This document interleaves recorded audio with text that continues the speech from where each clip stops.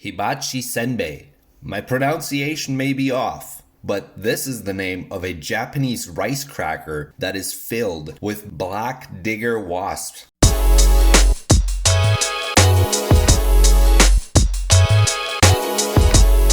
Welcome to another episode in the Redditainment Series, Ask Reddit Mondays. Our post of today is as follows. A lot of famous recipes are claimed to be made with love, but what's a dish that's probably made with hatred?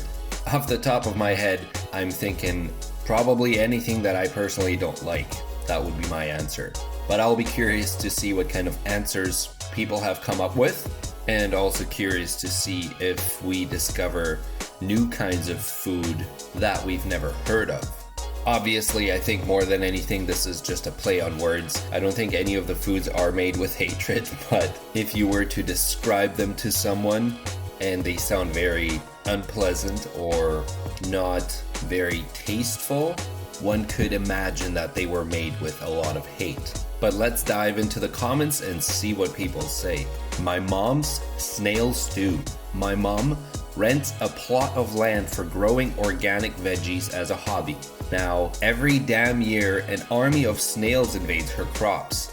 She got so fed up one time that she spent hours collecting them all and then cooking them in a spicy stew. Bear in mind, I'm from northeastern Spain. We eat snails, so it's not weird at all. Anyway, it was the best snail stew we've ever had, and it was 1000% made with pure, unadulterated hate towards the main ingredient. Anyway, she makes it several times every summer now.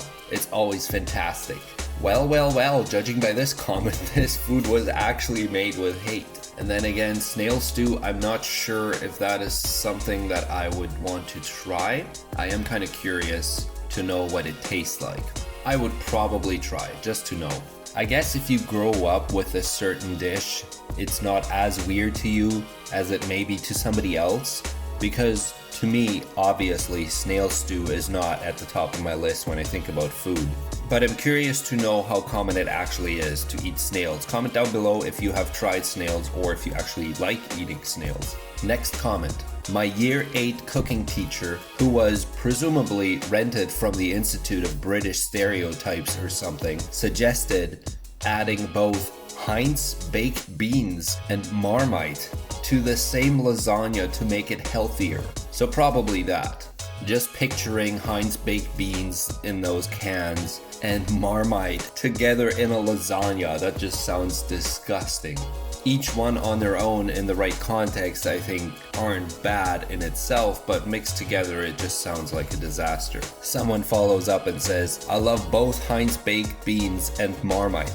This sounds like a dish from the deepest pits of hell that even Satan himself would despise. Italians want to know his location. That's a war crime.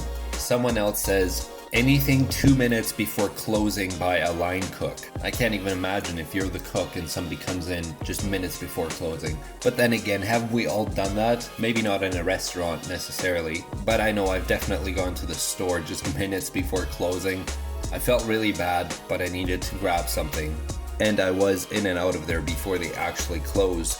But I can imagine that it would be very frustrating if you're the cook and somebody comes in just when you thought you're about to go home. Someone follows up and says, as a guy who worked as a cook and literally just as the lady was about to lock the doors, we still had literally a few minutes, and orders a 20-piece of chicken. We call them tailgates. They didn't want the chicken that was still up. They wanted it all fresh. We had to turn the fryers back on, make a fresh batch of chicken batter, and then wait for the fryer to heat back up, then cook the chicken, and by the time the chicken was ready to come up, the customers start yelling and storm out. I hated that night. Okay, that was an unexpected ending. I thought at least they would still take the order home. Why would you order something, insist that it be made fresh, and then get upset when it takes a while? I mean, that's kind of expected, isn't it? Haribo sugar-free gummy bears. They're composed of concentrated wrath. My husband got a bag of these for me as a gift. It was an accident. They look exactly like the regular ones. I can confirm. I've never tried those, but I can imagine. I mean, they're gummy bears. They're supposed to be sweet. They're supposed to be a treat full of sugar. Why would you even make a sugar-free version of that?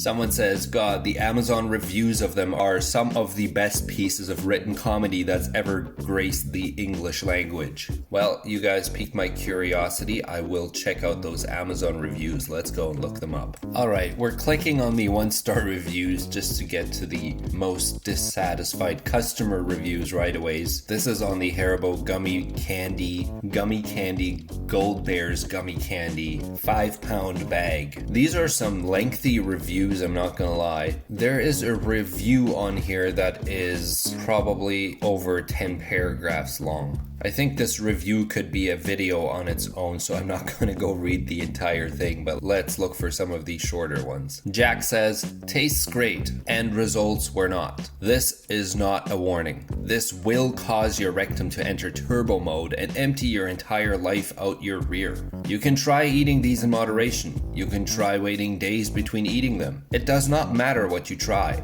They are inevitable. They will destroy you from the inside out. On the plus side, these are the best laxatives you can buy. Seriously, cleanses out the entire colon. Want to lose 5 pounds in 5 minutes? Just eat a bunch of these and wait for the results. Well guys, if you would like to indulge in some entertaining negative comments on these Haribo bears, I'll leave a link in the description down below so you can check that out. But let's get back to our post about recipes made with hate. Commenter says, potato chips were supposedly invented out of spite. Supposedly, the story goes some rich guy kept complaining that the cook, a guy named George Crumb, kept messing up the potatoes he was serving. So George sliced the potatoes really thin, fried them to a crisp, and salted them. The customer loved them, and other customers started ordering potatoes that way. Has anybody heard of this story before? Does anybody know if this is true? Because if so, I mean, that's awesome. We have potato chips now. Chips are amazing. They're a great snack. But I never knew of the origins of how they came to be.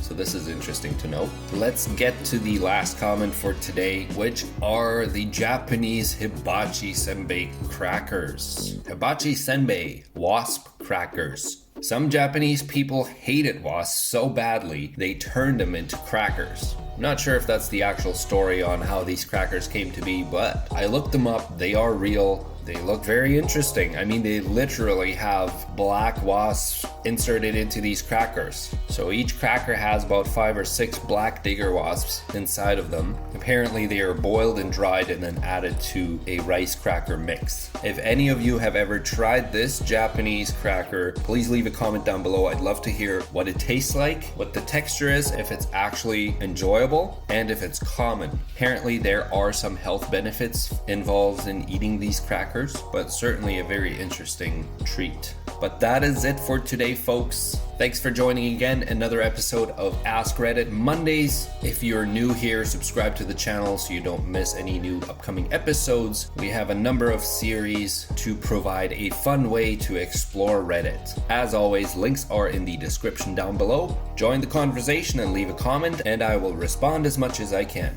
Thanks for watching, and we'll see you in the next video.